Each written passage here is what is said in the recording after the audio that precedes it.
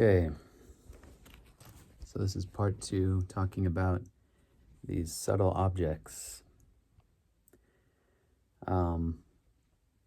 Mainly if somehow this video found you and you're really suffering and your mind is going crazy, um,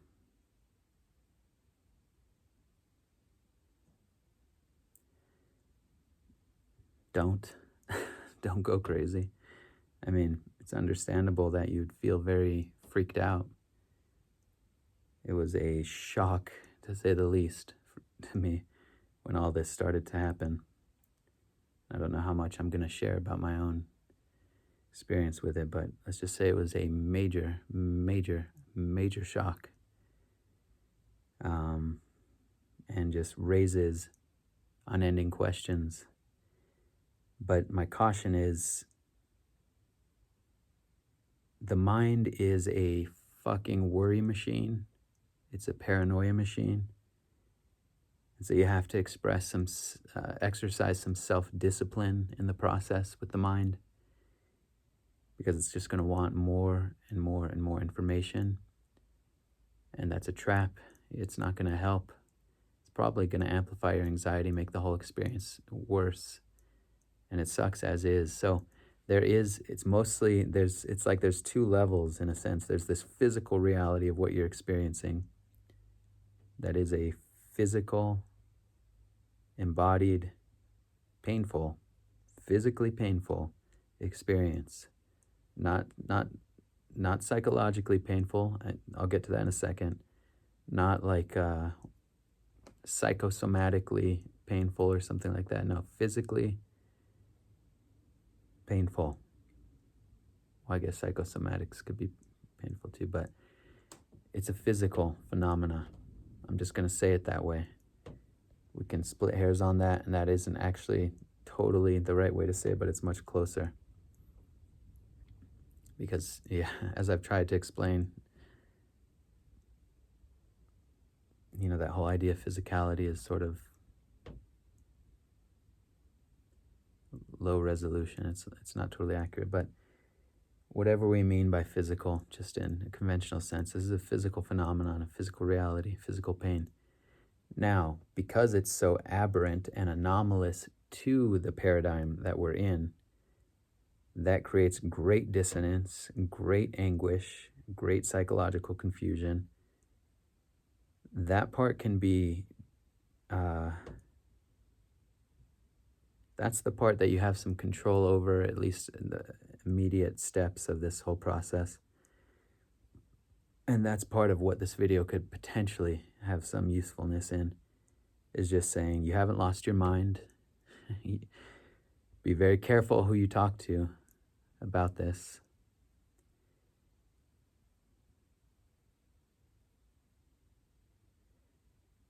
Because predictably, again, once you understand the paradigm that we're operating in, sort of our cosmological operating system, our worldview, there's very predictable set of reactions, and you may be experiencing them within yourself. In fact, you probably will be. But other people's minds will probably not be very helpful to you, and may again just ramp up the anxiety and the paranoia and the anguish. And that's going to put more pressure on you. So be very discerning in how you share this.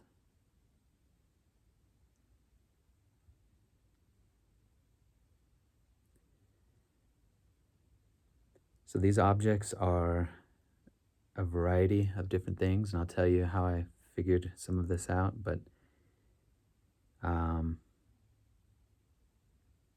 ropes, wires, like sharp wire, baling wire type of wire, just a very kind of like thin wire, metal wires. When we say metal, if you're experiencing it, you'll know what I mean, because it has a metallic quality. It's cold and you feel the different textures, and it's not vague. I mean, there are healers that talk about being able to sense. I mean, this is a big topic, but healers that talk about they can sense into other people's fields and to help extract them. And often those people don't even know that they're operating there. And I can't confirm or deny that. I mean, it's certainly a possibility that somebody's able to do that. And it's possible that there's a lot of us walking around with these things that don't even realize, because of the density of our own pain and confusion and energetic bodies. Like I said, it can kind of blend in or mask. It's like if you have a canvas that's just full of like a modern art painting with just like all kinds of layers of paint on the canvas, to where it's just this really chaotic, noisy, static. But as if you were to kind of rewind the painting on the canvas, or to somehow remove all the different layers, it's like the fewer lines or squiggles there are, the more the white canvas comes through. And as you get down to fewer and fewer layers of paint, those fewer and fewer layers take on a greater prominence within the canvas, because they're no longer hidden within all the noise of all the other layers of paint. That's not the best description. It's a good visual in my mind. I'm just having a tough time describing it. But it's sort of like that, where the canvas of our being, we've got all these layers, and as the layers empty out, these things that are kind of on the more subtle level become very obvious, unavoidable, and crystal clear. It's not like I'm not describing some vague, amorphous cloud of energy. No, these are crystal clear, high definition. And because they're so clear and so painful and so restrictive, I've described it this way. In some ways, they are more real in your consciousness on the screen of your waking experience than your hands are. Like, I'm not consciously aware of my hands, just because there's a fluidity and kind of a spaciousness and a diaphasousness,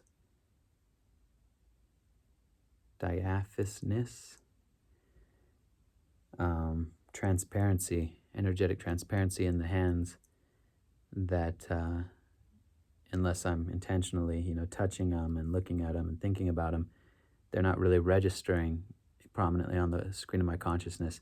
These implants are 100% round the clock. So in some sense, they're more physical, more real than, your hands, or, apparent physical reality.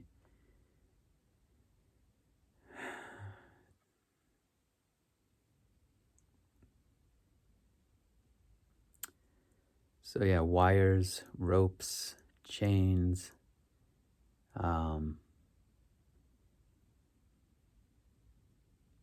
man,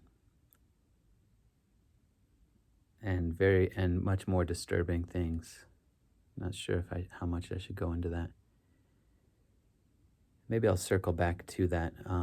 But they're threaded throughout your subtle anatomy. Seems to be, especially around the energetic centers of the body, throat, especially through the torso, around the groin, through the intestines. The best, closest sort of conventional analogy I can give is, if you've seen images of marine life, marine biology, marine life, aquatic life, especially like seals, whales, dolphins, sharks, I guess, that get tangled up in a fisher net or tangled up in wire, and it's just cutting into their skin and restricting their movement. And they often, you see these just really sad videos of these animals just with scars all across their body. The videos tend to be kind of, usually have a good ending, because the ones that they show are, that they've sometimes come up to humans and asked for help to, extract them from the tangled mess, all around their body. And if you can feel into that, it's a very similar, it's worse. It's worse than that in many ways.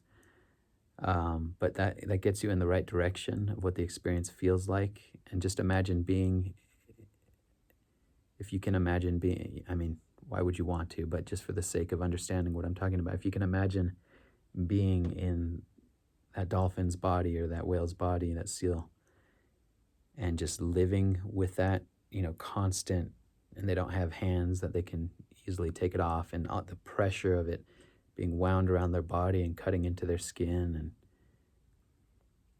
the restriction of that gives you a sense that points in the direction of the experience. The difference is these are threaded throughout the layers of your being, not just on the surface, definitely available on the kind of the surface level of your subtle body, but threaded throughout your intestines, threaded throughout your body. They seem to be anchored different points in your physiology. At some point, it's hard to distinguish the layers of the physiology. It seems more like a spectrum, and they all kind of blend together, but they seem to be anchored on your skeleton and your soft tissues, and it's painful. It's really physically painful. You can sense sometimes that they are bigger objects than just your body, that they kind of interpenetrate and cut and wind around. It can be very long, again, very sharp, very painful throughout your body, but that they're anchored to and attached to larger objects, larger structures. It's brutal. It's very brutal. And they restrict the energetic flow of your body. So there's all these kind of weird, almost like magnetizations and distortions in your field because the energy is being channeled through these different objects and not having a natural flow. It's like a river that's blocked up with all this garbage. You know what I mean? So there's pressure, especially if you're got Kundalini going and energetic component to your healing and awakening. And so or to your healing, we'll just say, you've got this energy kind of pushing through, and it's pressurizing these objects that are kind of trying to inflate against the pressure of that energy, but they're anchored into your body, and it's just, man, it's tough. It's really, really awful. It's debilitating, debilitating. It's very depleting of your energy.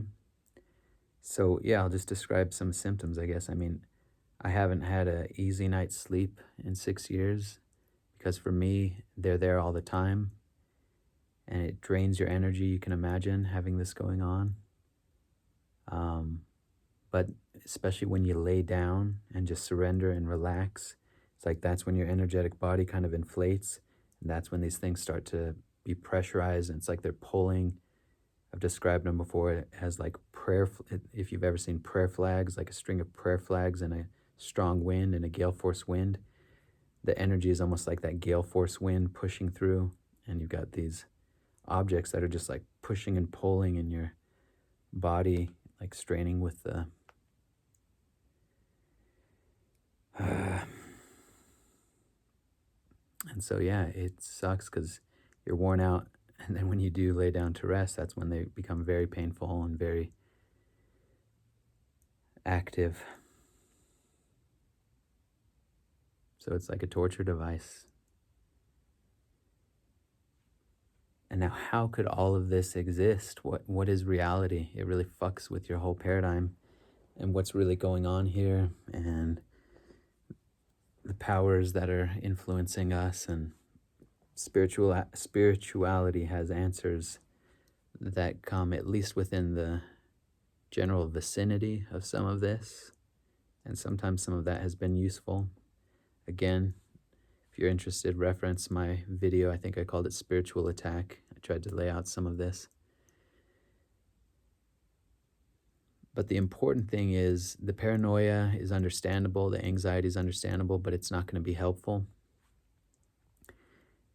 And I should have said this up front, maybe I did, but I have not resolved this issue. So I'm not speaking from a place of having resolved this, and here's the 1, 2, 3 step process. you're going to come across, if you're really suffering with this, you're going to come across, because you're going through hell. I mean, you've got something that is it's just so complicated because, again, our kind of modern paradigm, scientific materialist paradigm, reductive materialism, that so undergirds so much of reality, how we move through life, but especially in the healing arts and in kind of psychology and psychiatry, their training, when they hear something like this, it will just invariably, they will invariably pathologize it, not because they're bad or wrong. It's just because that's the model that they're using. And so that's another part that's just fucking awful about this, is you can't really go, this isn't really covered by health insurance or something. To the extent that it is, they're going to want to medicalize it, and likely that is going to mean putting you on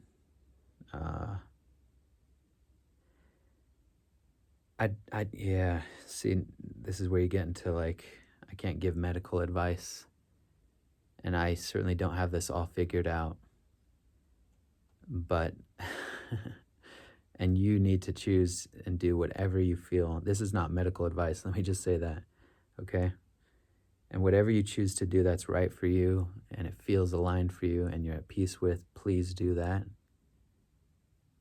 And my word is not gospel here, but I'm trying to speak a dimension into this experience that is very isolating. And my strong sense, having dealt with this for a long time, is misapprehended by contemporary kind of mainstream medicine.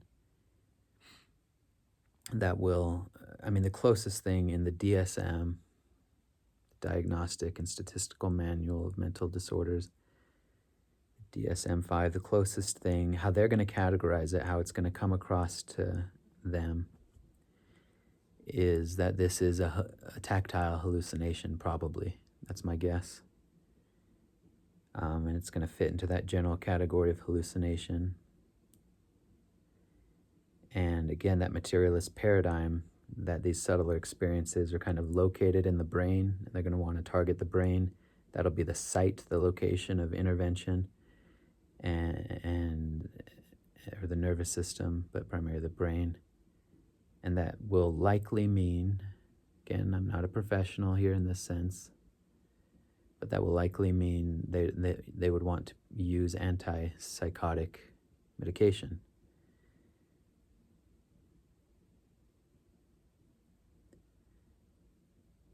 Very fraught territory that I'm walking into here, and please show me some grace, because I'm probably not going to say it all correctly, but don't rule that out. Let me say that up front. I haven't ruled it out in my case, but that's a very heavy intervention. There are, that's a very heavy, tends to be a very heavy class of drugs. There's also just kind of the psychological toll of submitting to that paradigm, in a sense of going that route and being medicalized and being pathologized. It does something to your spirit, because if you try to push back against it, then they're going to say you're delusional, and you just get into this cross. It's like these two cosmologies, these two paradigms bumping up into each other, and they are very strident. They tend to be very strident with their credentials, and some of that is really useful. You want a strident, arrogant doctor sometimes. But it can also be very harmful psychologically in this context of, now you start to take that on and you feel very kind of pathologized and freaked out, and it can be very dehumanizing, let's just say it that way. So that's a caution. I would never say rule any of this out. If you're really suffering, it may make sense for you to try that route. I have not gone that route myself. I haven't ruled it out. And you may find a very highly conscious psychiatrist. It's possible. Anything is possible. Pray to God and ask for help. I've been surprised about the ways that I've been met with healers and in sometimes very conventional ways, people that show up and have a capacity to not dehumanize you. And so anything is possible in that direction. However, because it's a free country and I'm a free being, I also have to speak what's true for me. And I don't see this primarily as a medical issue. I see this as a spiritual issue. Again, those things are not necessarily dichotomous. It's not necessarily that strict of a dichotomy, duality. But if I were to say it just in a simple way, I would say this is a spiritual experience. And if you've gone with it and you've, with integrity and dedication, investigated it, not in a paranoid way, but in truth, suffered with it, struggled with it, investigated it, it is just abundantly clear to me that we're dealing with a spiritual issue. What could be called a spiritual issue. Again, it's like labels on some level. They're just pointers, but these are phenomena that happen in consciousness.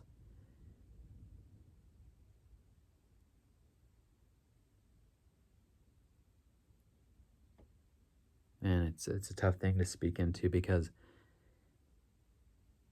yeah, it just raises so many questions about how we look at things like this. What I'm describing here is not schizophrenia, but sort of, it's not too much of a leap to think about schizophrenia and all these other very serious, grave mental illnesses. And that is something that comes up often with people that are profoundly mentally ill is they want to go off medication. They don't want to be on medication. And you get into these very sort of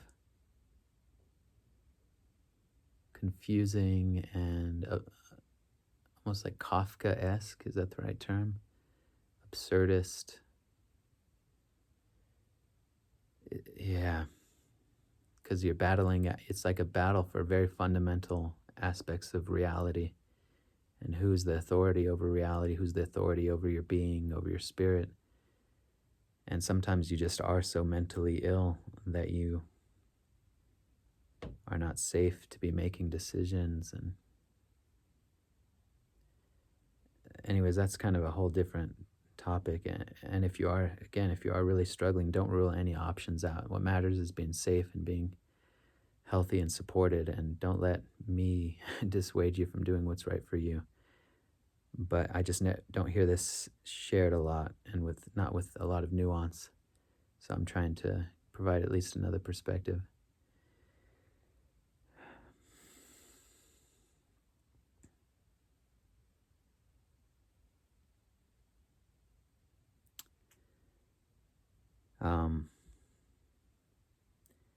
And there are other paradigms, shamanic paradigms, and some religious traditions.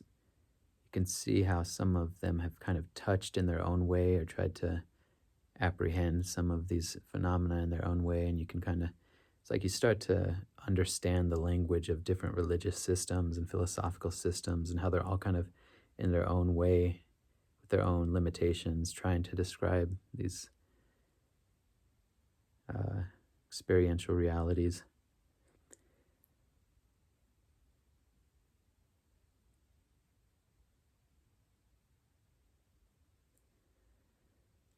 Now, I want to try to give some potential avenues of relief, healing.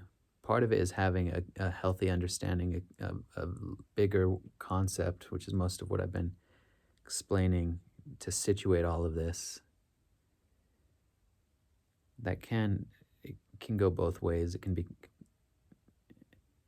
But it can be helpful to kind of ground you and make you feel a little bit less alone and less paranoid.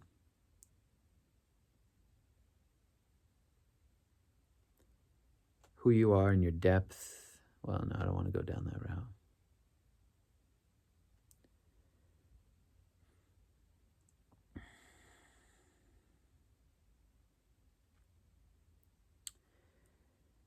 Now, I'll tell you how I understand it, and this is just the kind of way that I explain it and understand it to myself that feels intuitively accurate, and from all the information I've gleaned and condensed and discarded and mapped against my own experience.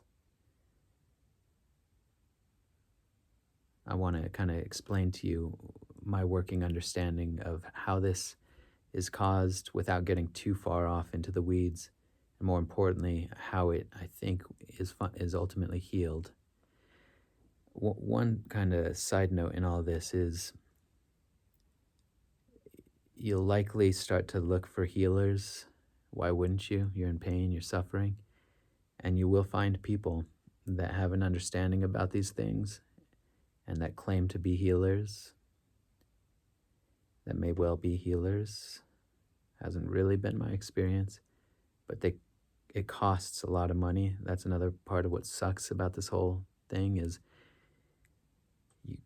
if you go the route of medicalizing it, it becomes complicated in many ways. Again, don't rule it out, but if you go this other route, you could say a more spiritual route. In my mind, a more, we'll just say more spiritual route. There are healers that understand these things and even have fairly detailed descriptions of them. Again, this is where I would caution not to get too wrapped up in their kind of etiology, or their descriptions about who is causing this and how it's being caused. They've got some of these websites that you'll find, the healers, they have this whole kind of worldview about how this is happening and this kind of whole cosmic thing I don't even really want to bring that too much into this video, but you'll find it, you'll see what I mean. And it's not really useful to go down that route. You don't need to go down that route. I'd suggest you don't. But they charge a lot of money.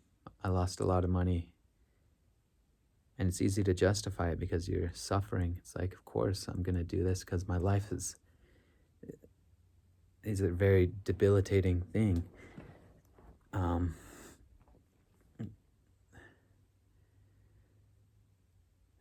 And I'll just share my experience, which is it has not been very useful. A lot of the healers, they'll say they can do remote healings, and I don't think that's theoretically impossible. And I don't want to, again, you'll have to experiment and figure out what works for you.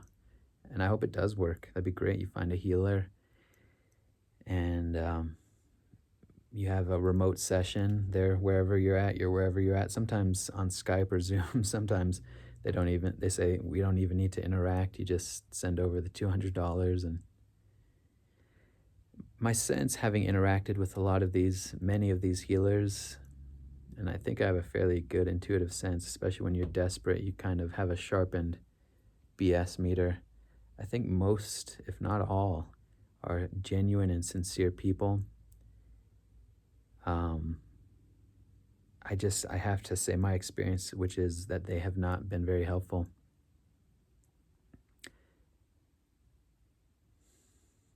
I also have gotten a strong sense from talking to many people, including very, I would say, healed, integrated people that I trust, that have deep experience, that have some context for all this. For some reason, I seem to have a very severe experience of this. When I talk to other healers and they describe, other people they've interacted with, or they describe their understanding of it, compared to what I'm experiencing, it's much,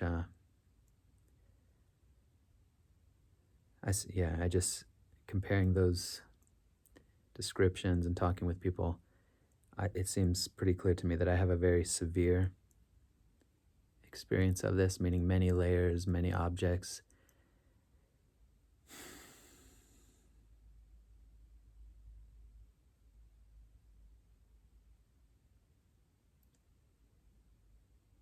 And so that could also be a reason why the healings have not been very productive. And part of me hopes that I mean, it sucks. But again, there's a part of me that wants to frame it as like maybe I've been put through this very severe, intense aspect of this in a way that hopefully most people would not have to ever experience, but they might on a smaller scale. And I might be able to, something I say might be helpful for them. But I haven't come across, at least very seldomly, and talking to people like healers that deal with this a lot, I have not come across an example of somebody having it quite so severe. So, in a way, I guess that gives me, I don't want to say the privilege because that feels kind of invalidating to my own experience, but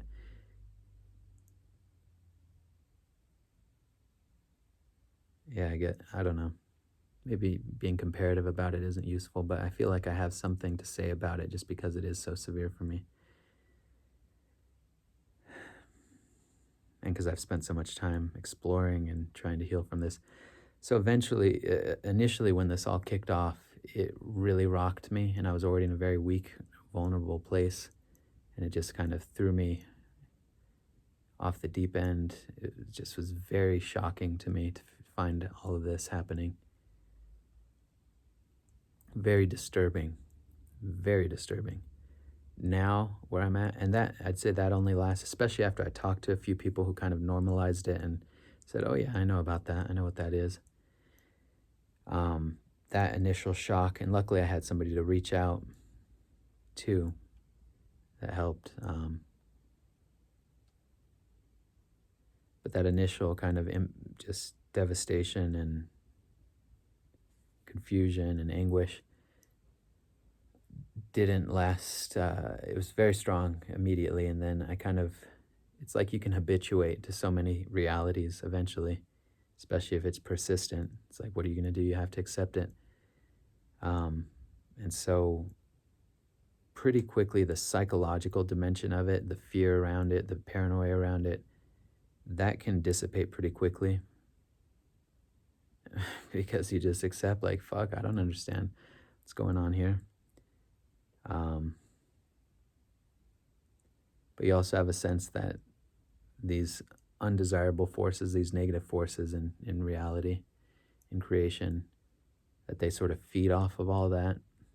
So it's not really helpful. I mean, sometimes it's not as easy as just saying, okay, I'm not going to be anxious anymore. I get that. But it can also be useful to know that your anxiety and your paranoia is not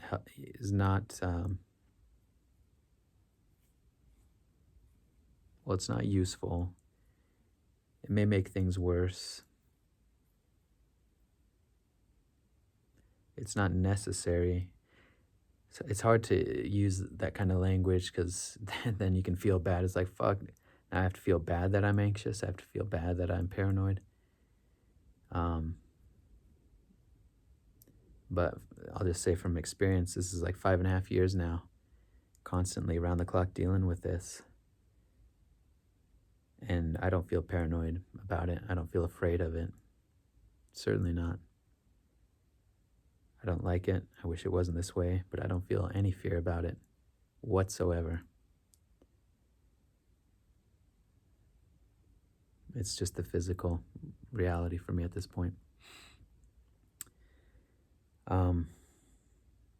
And so, yeah, be careful not to just spend all of your money going from healer to healer. I had some in-person healings with a guy that did body work, and that did do something. It was very expensive again.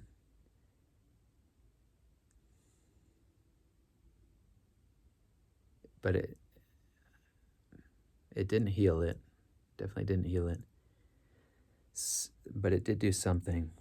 But maybe if it was less severe, it's worthwhile to try things out. But just be careful not to get stuck in that trap and lose all your money. And just to know that, that you may not be able to find help from a healer. And it may be the way that I'm contextualizing it towards myself. So here's how I see all of this. I see it as happening because of trauma and woundedness. It creates vulnerabilities in your field. And that allows for, it's like it's sort of the equivalent, this isn't perfect analogy, but the equivalent of like if you have bad boundaries psychologically, then you kind of allow things into your life that are wounding and you get bad attachments. It's maybe some kind of a similar emotional, psychological, spiritual dynamic.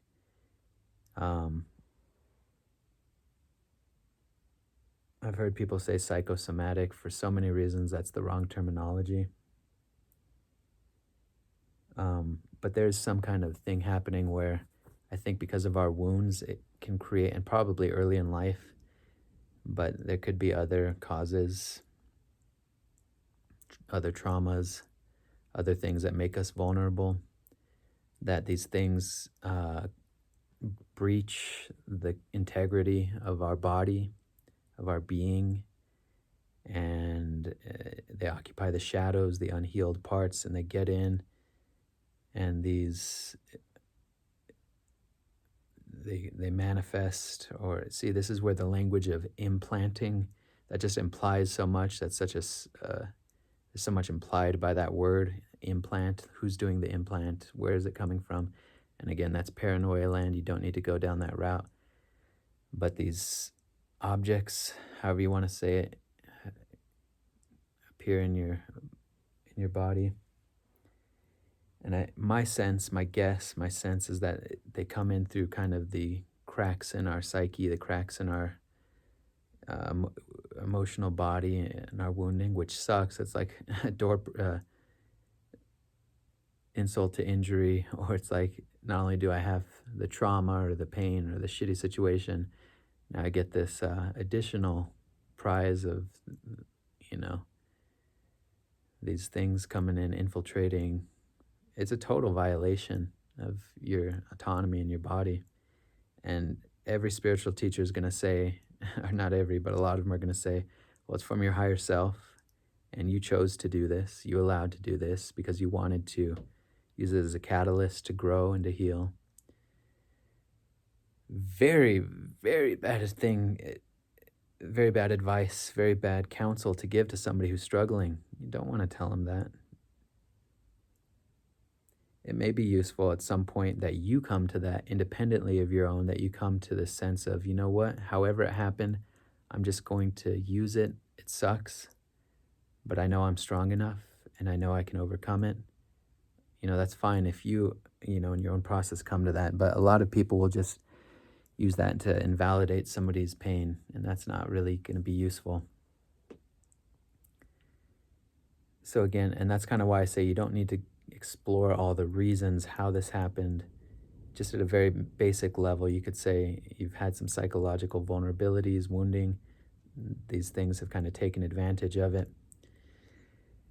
And so my strong sense, bottom line, is how you heal this is just doing the healing process.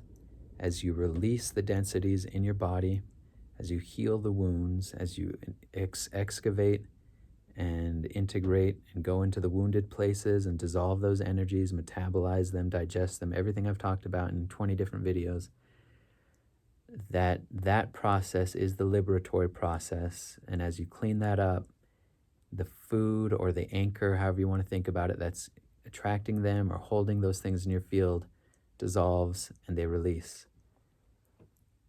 Theoretically, that's how I see it. And I think that's all you need to know about it. If you don't want to go down that rabbit hole of trying to figure out where all this shit came from and who's behind it, and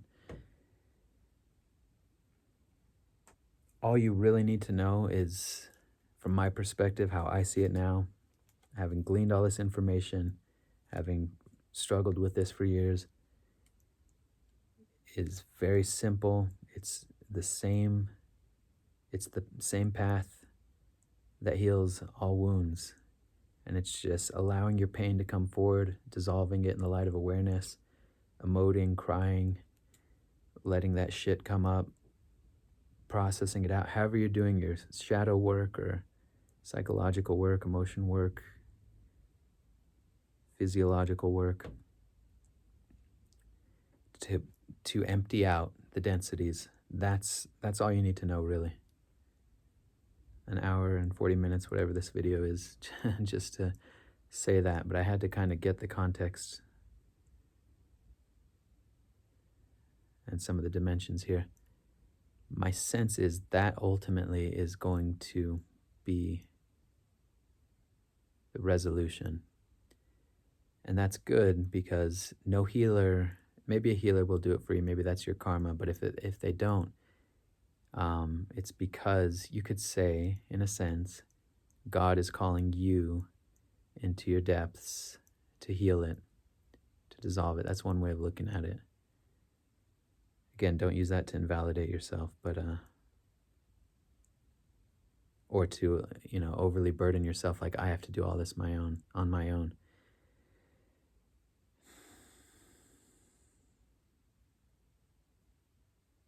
So the more you can do to make your nervous system relax, release, the more you can do to heal, I think ultimately is moving you in the direction of resolving this. Now, I have to say, it has not resolved for me. I have to just be upfront about that.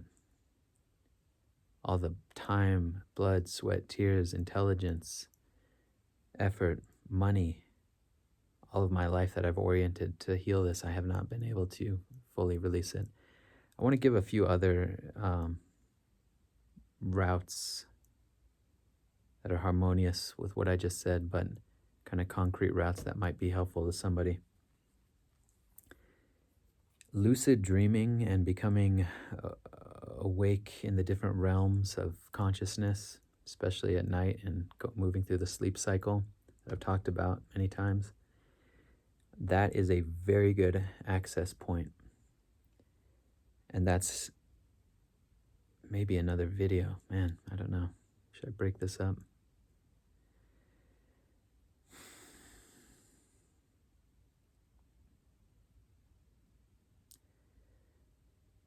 When you become lucid in a dream and you're dealing with this in your life, one thing you can do, so you become lucid, whatever the context is, in that dream state, in that alternate reality, that other realm, you realize, okay, I'm in a subtler form right now, and you have a body.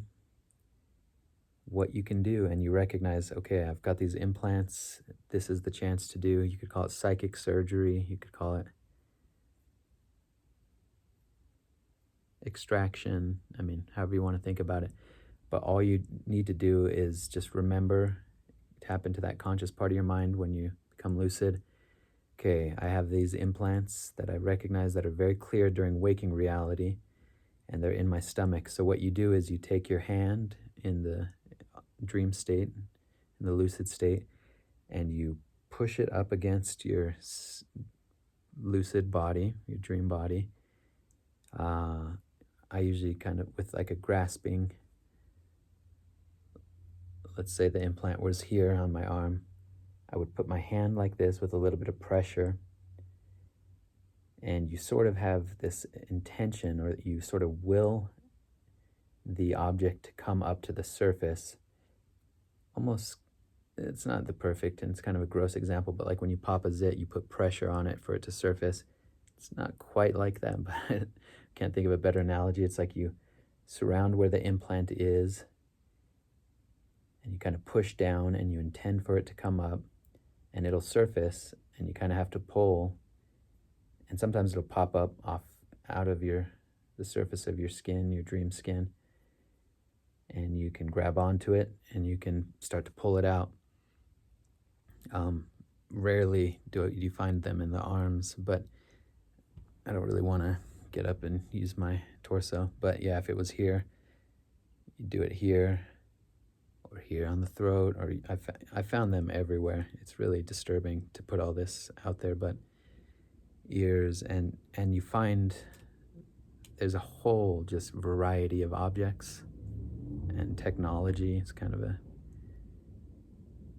sort of hesitate to put that word out there, but But yeah, so you, psychic surgery, you kind of, again, you put your hand over the place where you think the object is, it'll surface, you pull on it, and you just start to extract it. Often these things are very long, very, very long, like meters and meters long. These wires that are wrapped around inside of you, or the ropes, tethers, and you want to pull them all the way out, extract them from the body. You can throw them. It takes some time, but I've had 6 years to work with this, so I've had nothing but time. And of course, it matters to me to get better. So yeah, just start experience. And if you're already opening up energetically, you're probably already starting to experience lucid dreaming and things like that. So that can be a really good access point that I haven't really heard people talk about. And you can extract things in that state, and they stay extracted when you wake up. It's crazy, but that's the reality of it. You have some rebar or some crazy wire going on in your stomach. You extract it in the dream state, take it all the way out, throw it, toss it out. That next morning when you wake up, that object is no longer there.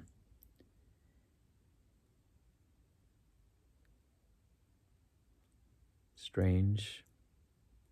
Very, it's sort of difficult to talk about all this, but that's the reality. That's the truth. Now, you're going to find all kinds of different advice about you take it out, and then you can kind of experiment in your dream state with using your intention to call in light and to kind of focus a beam of your intentional energy. And you can sort of like just think using, it's like in those states, everything is a lot more malleable to your will and to your, you can manifest, you can precipitate objects, you can bend the laws of physics. One thing you can do is you can kind of call in the light, just intend the light to come in. You can actually verbalize, I'm calling down the light. You can bring the light down with your arms like this. You can call in white light, or you can just focus really intently on the object, and you can sort of phase it out of existence. You can dissolve it. You can dematerialize it with intention. It's like you're putting a laser on ice almost, and you can just burn through it. You can dissolve it. You can wrap it in energy. All these things in the subtler states. Now, a lot of healers claim to do that in the waking state, and who am I to say? I have not been able to access things that way. But irregardless, it's kind of the same process. And sometimes I do that, but you'll find with lucid dreaming, it's like it can be sort of hard to hold that space open. Sometimes the clarity of it that you're trying to extract, you're trying to stay calm, you're trying to stay in the lucid state, and those realms are not always perfectly stable. And so you've got, sometimes it feels like a limited amount of time, so you more focus just on extracting and throwing things away rather than extracting and dissolving. I feel like I'm getting too technical here, but I just want to throw that out there. Again, it has not been the ultimate perfect solution for me, and I'll get into that in just a second, but what you extract in those states stays extracted when you wake up. Now, does it stay permanently extracted? It seems not to, and I think it's because they are attached to underlying dysfunctions in our psychology.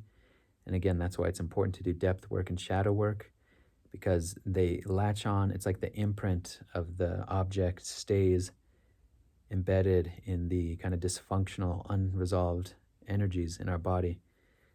And so as you resolve that, you kind of remove the underlying cause. It seems to be that you can remove an object and it'll come back if you haven't done your healing work eventually, right away sometimes, or eventually. It could, for me, I really just have my own experience. That's what I feel most confident speaking about. It could also be that there's just so many layers. It's astonishing how many layers of pain and unresolved energy and repressed shit and shadow material we have, especially when you start doing this work. It is utterly astonishing to comprehend that, or to experience how many layers there are. So that's something I'm not clear about, is if the fact that I haven't resolved all these objects out of my body and I'm still struggling. I think it's probably just because there's so many layers that I'm working through. I don't know. Again, it's hard to say how much of this is going to generalize, and so if it doesn't fit for your experience, just disregard it. I think I'm sort of an anomaly with, again, this sort of severity in the levels for whatever reason. So don't feel like if part of what I'm saying doesn't perfectly match your experience, it doesn't have to at all. And again, hopefully you're not watching. I don't know why you'd be watching this. If you're not experiencing this at all, you don't even need to worry about this. It's just irrelevant. But I've extracted so much shit, and a lot of it is these kind of binding things like wires, ropes, tethers. It's like stuff you'd find at a hardware store. It's weird. But also a lot of just very bizarre objects. I took a saddle off. I've taken out these sort of like locks, these sort of like pieces of technology. It's like clay, sediment, and you find them at all these different locations throughout your body. And you know that they're there in physical waking reality, especially, like I said, if you've got kundalini flowing or energy releasing. And ironically, you feel them very strongly in waking reality, but you can't, at least I have not consistently at all been able to do any kind of I wish I could, I can't do the same process in waking reality. For whatever reason, I don't have access to that. So I don't, well, let me get to that in a second.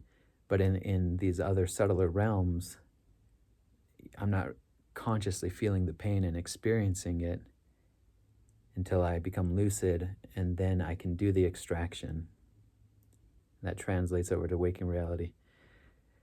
Yeah, I'm feeling a little bit talked out here and not very articulate, but so healing work, I think, is going to be for everything I say, basically every video gets back to that. Do your healing work, empty out, clear out. I think that's the most important thing. You do have access in these subtler realms to do kind of like an extraction or a psychic surgery.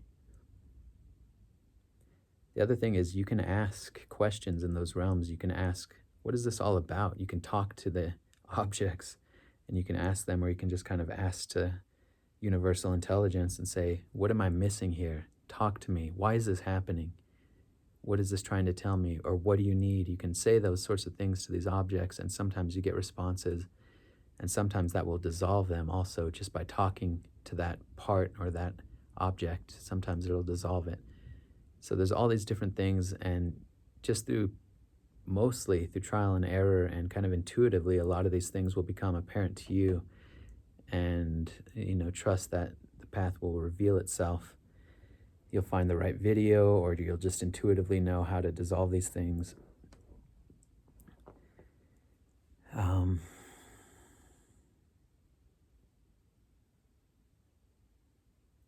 yeah, I've taken off like saddles, implements like forks, knives.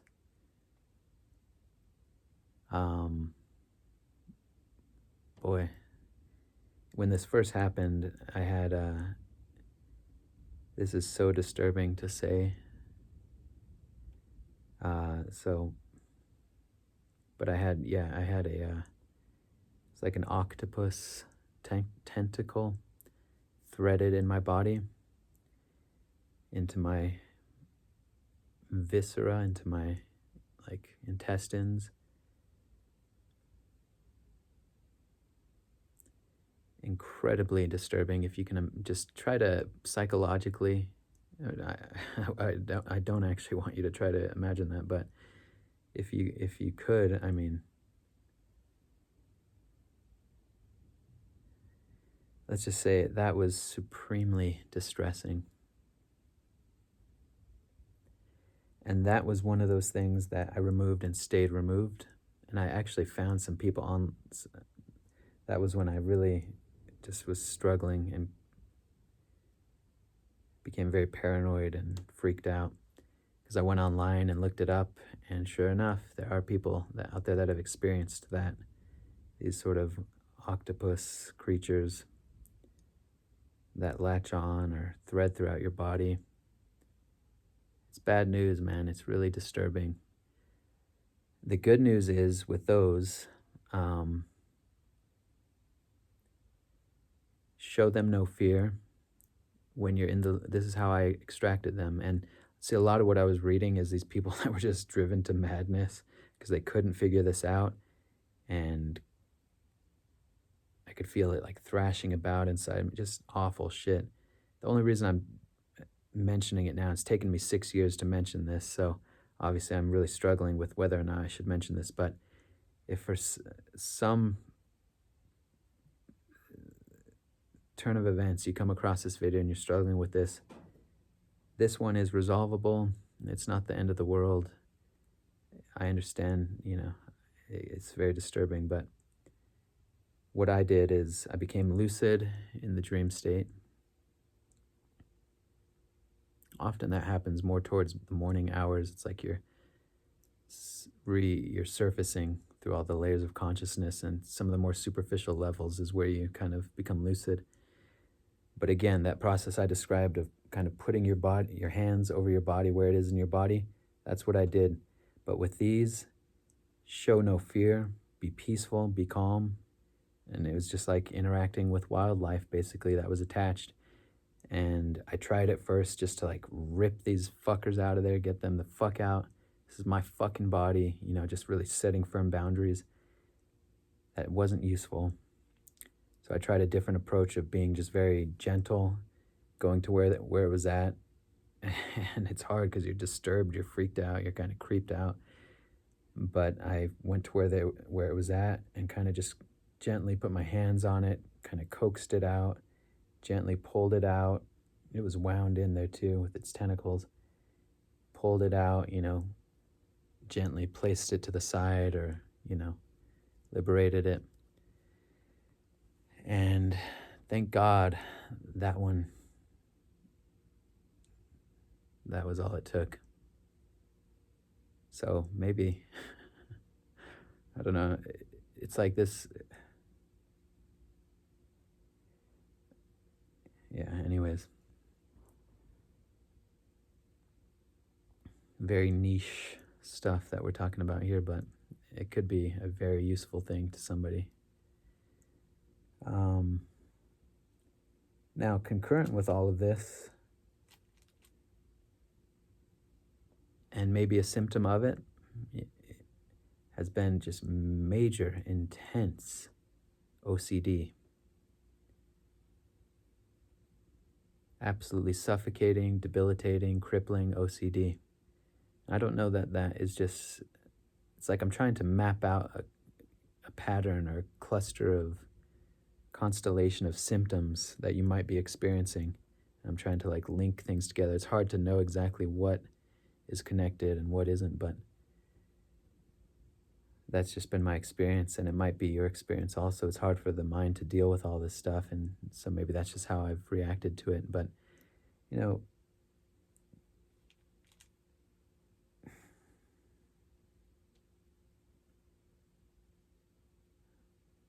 yeah, there's a lot more to say about all of that. Because there's alternative theories to all this stuff. I mean, OCD is kind of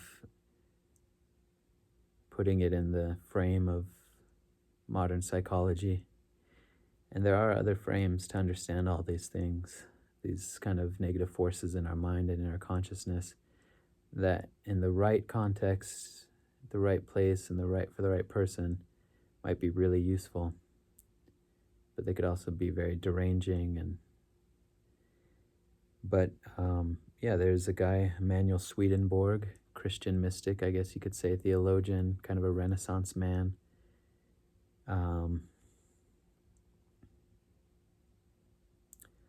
Who had just decades worth of mystical experiences in heavenly realms, hell realms, and coming from a Christian context from Sweden, I think in the 1700s. sort of, I've heard him described as like a Da Vinci of his own time and place. Very scientific minded and published all kinds of scientific work, and then kind of had these big spiritual openings, and has just volume and volume of these sort of naturalistic, almost scientific, careful descriptions of the realities of heaven and angels. And anyways, but he talks about how there is kind of this shoot, I don't know if I want to go into all this.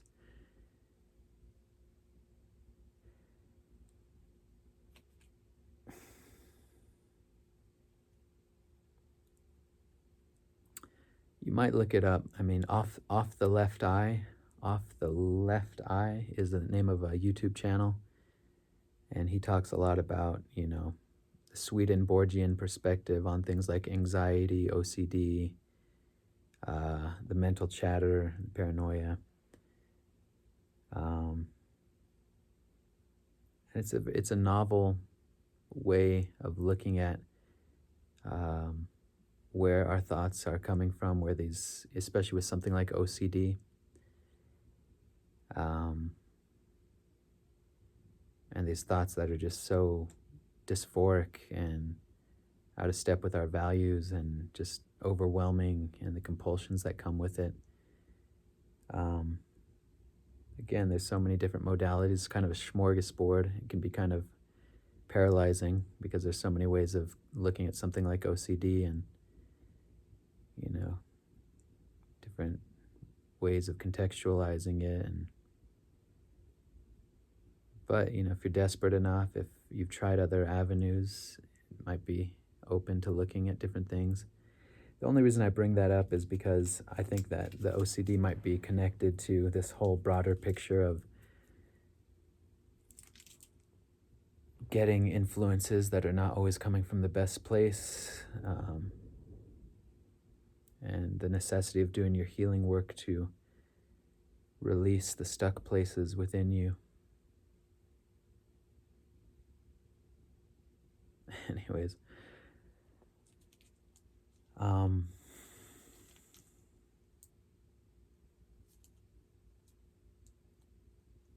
that's a lot. It's kind of a wild video. It's probably a lot even that I've left off and haven't really thought to express. I do think drugs, alcohol, and, you know, just all the same stuff that's bad spiritual hygiene that can open you up to unhealthy, unhelpful things, that are, you know, all of our addictive patterns can kind of create vulnerabilities for us. And I don't get paranoid about that. Paranoia is not going to help you, but I think it's an important thing to kind of take inventory of your life and figure out, where am I wounded? Where am I avoiding? And I don't think drugs and alcohol, at a minimum, are going to be helpful in this process. So